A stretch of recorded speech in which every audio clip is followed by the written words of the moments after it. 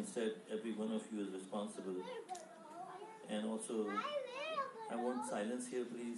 Whoever you have children here, please settle them next to you or take them outside if they're making noise, because we need to pay attention here. Please.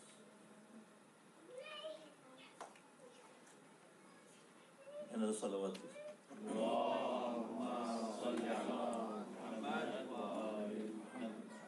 Brothers and sisters, we have discussed some really important issues about the clash between cultures, a divine culture and a satanic culture from the beginning of time. In fact, from way before the beginning of time.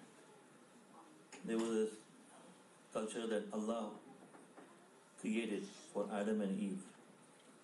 But Satan misled Adam into the suffering that we are in right now. Then created discord among the children of Adam, which led to bloodshed. So jealousy, pride, arrogance, hatred, grudges, and animosity, hostility, division, all of these led to what we have seen in history. We are in Laylatul Ashura, which is the night before the tragedy happened, which is tomorrow the 10th. Which means that we have to understand that we can be inflicted with the same disease which the followers of Yazid ibn Muawiyah was inflicted with. So we are not here to condemn only the injustices they have done, and not only to condemn the injustices that are being done now, but also to be aware of the dangers that surround us. That if the roots are, if we are inflicted with the same disease, the infection gets in our own system, it could take us away from all morality. The fact that we are remembering Hazrat Ali Asghar tonight, that is not only symbolic, it's a fact in history, but also the martyrdom of the 6-month-old infant, the son of Imam Hussain alayhi salam, shows the reality, the character of the followers of Yazid.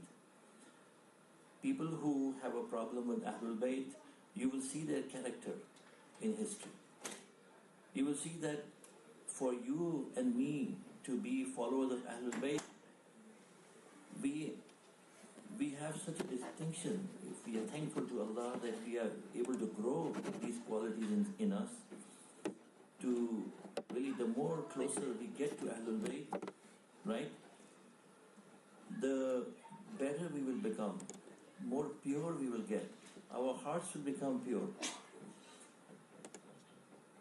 You see the history, if you look at why, for example, those people came to Karbala to kill Imam Hussain alayhi salam. Why, for example, the people of Sham, Syria in those times, had so much hatred for Imam Ali alayhi salam. But there were others who had hatred for Imam Ali. For example, there were those in Makkah, there were those in Basra, there were those in other places who had grudges and hatred against Imam Ali, jealousies against Imam Ali. People of Sham, particularly from that time, earlier that time actually, it goes further back in history, till even today you will see what is happening in Syria. It is not something you can say we are talking about history, we are talking about today. The fall of Syria just recently we all saw. And the bloodshed going on currently in Zainabiyya and in different places in Syria. The desecration of the religious sites in Syria. Violation that is happening as we speak. So we are talking about a really alive and burning issue in our time. But if you go back in history, you will see that the same jealousy and pride. Imam Ali talks about, he said, Allah fi kibr al-hamiyya. Be careful, beware of the arrogance, of feeling special, of feeling exceptional, seeing yourself somewhat superior to others in some way. Anyway, race, gender, education, wealth, what you wear, profession, anything that you feel that somehow you're better than another human being on the face of this earth, no chance of getting in paradise. Allah said, I have reserved pride for myself. I will not share pride with anyone of my creation, because everything else is creation. Allah is alone as the creator. Whatever else you can imagine is creation of Allah. And Allah says, I am not willing to share pride with anyone else. No one can feel proud other than me. Because you don't own anything. There's nothing you have yourself. Even the things you have accomplished are blessings. Even the efforts you put in, I give you that ability. The knowledge you have, I have given you that knowledge. Anything and everything you have or anybody has is not his or hers. It's only given. It's just a matter of being aware of it or not being aware of it. So Allah says, I do not want to share this with anyone, but some people want to be proud. For their race, they can't belong to this state, that country, that continent, that some family, speak this language or whatever. Some way, human beings, this is a problem. We have to find something that we can feel special about and make ourselves look superior or better in any way than any other person, another human being. We have spoken about this issue. So you will see that the roots go back. Hashim was the grandfather of the Holy Prophet of Islam. Abdul Muttalib ibn Hashim ibn Abd Manaf. The Holy Prophet's ancestry goes up. Hashim died very early. He was killed in Sham. His grave is in Gaza. Gaza, which is being bombed this last 1 year, right? That's where Hashim. The place of Gaza is actually called Gaza because of Hashim. Gaza to Hashim. The place of sanctuary of the burial place of Hashim, which is the grandfather of Rasul Akram. So the population over there, Gaza, people of Gaza, have a strong connection from that time to Hashim alayhi salam, who was martyred over there. But the same people who are butchering people in Gaza today, their ancestors killed the ancestors of Muslims, the Holy Prophet of Islam. Please sign salawat.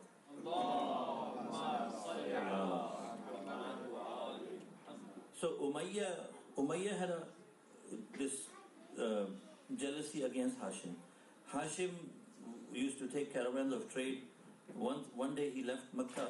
On the way he found out, he was informed that you left Mecca and there's a drought there. There's a drought, food is short supply, water and everything, poverty. People are not getting enough food to eat. So he was on his way, and while he was on his way, he said, okay, take these 50 camels back to the city. Right? And whatever bread he could collect from wherever he was, he said, load them on these camels, send them back to my city. And nahar, camels have to be slaughtered a certain way. They're bled to death. That's how they're slaughtered. He said, cook for the people of Makkah. And so bread, by the time it arrived in Makkah, it had become a little dry. So the soup they had prepared with meat in it, camel meat, right?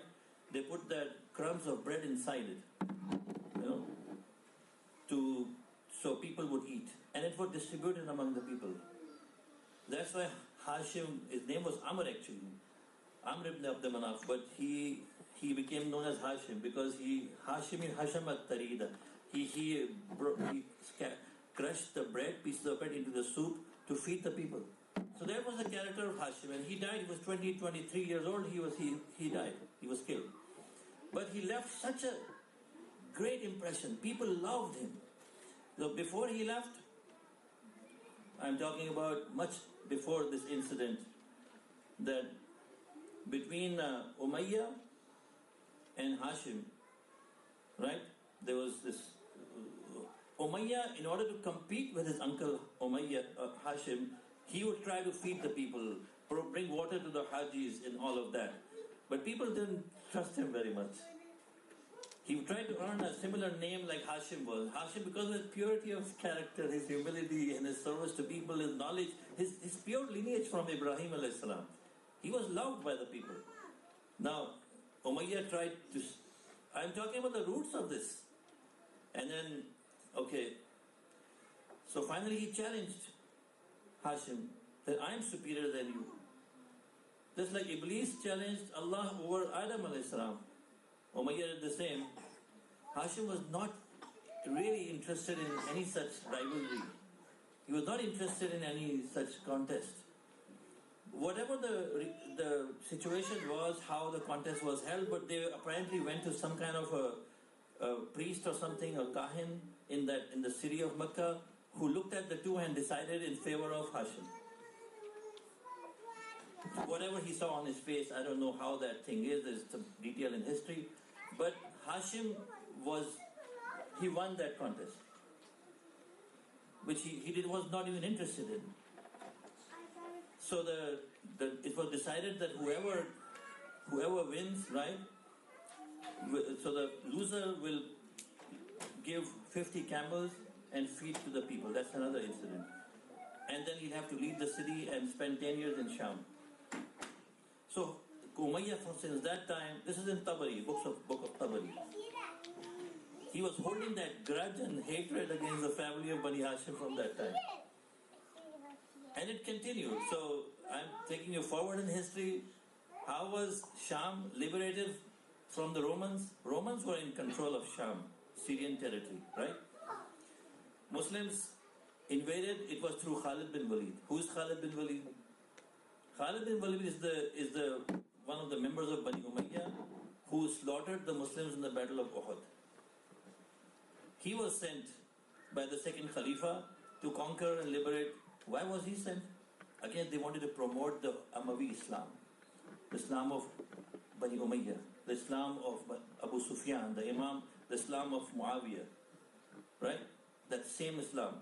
And then Yazid ibn Abu Sufyan, brother of Muawiyah, he became the ruler. He ruled there for a few years. Then there was a pandemic there. He died. Then Muawiyah was sent. Muawiyah was apparently there already. He became the ruler of Sham. And Muawiyah ruled Sham for 40 years. I'm talking about the father of Yazid. Muawiyah ruled Sham for 40 years. And he was spreading lies about Imam Ali. So unlike the people of Mecca who had heard a lot of lies against Imam Ali, but they had also seen some of the facts. Because Imam Ali was in Hijaz, in Medina. Despite the fact that people of Basra had heard a lot of lies against Imam Ali, that's why the Battle of Jamal happened. So they came and brainwashed a lot of people. Still, Imam Ali had once come to Basra, spoken to them, and proved how wrong they were to follow these Talha and Zubair and all these people. So they had seen some of the other side as well. The facts, they also came to know some of the facts. But Shamis, people of Sham, never saw the other side. 40 years they were brainwashed. For example, they were told that Ali was the one who tried to kill Rasulullah after Fath Makkah. That Ali was the one who was trying, who does not pray. Ali is the one who breaks all the laws of Islam. All kinds of lies they heard from the pulpits for 40 years against Imam Ali. And that Ali is the one who killed Uthman. Ali is the one who basically has no faith. All kinds of such things. Shamis, imagine you are brainwashed and you don't hear the other side. Like none of the people who loved Imam Ali were allowed to enter Sham, Syria. The borders were closed. Borders between Iraq and Syria were closed. People from Iraq